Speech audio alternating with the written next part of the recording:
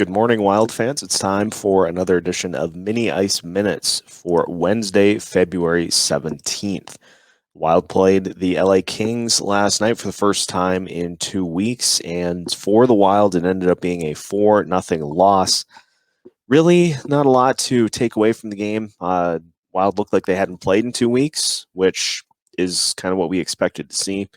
And so it's one of those games that you just really kind of put in the back of your mind or forget about entirely and just move on to what is next, which for the Wild will be the Anaheim Ducks tomorrow night at 9 o'clock. Now, in the game, we saw the NHL debut of Calen Addison. Thought he did some good things, especially defensively. And so it'll be interesting to see what sort of place he has in the lineup going forward. Would like to see him get time the rest of the year just to kind of get his feet wet and get him acclimated to playing at the NHL level. So we'll see how much of a role he plays throughout the rest of the year.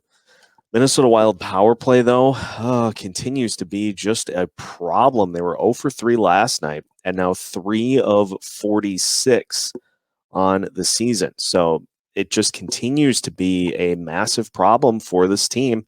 And as for how to fix it, we've dug into it in the past quite a bit. It just seems like it's the same things, time in and time out. So we'll see what happens if the Wild can try to get that on track going forward.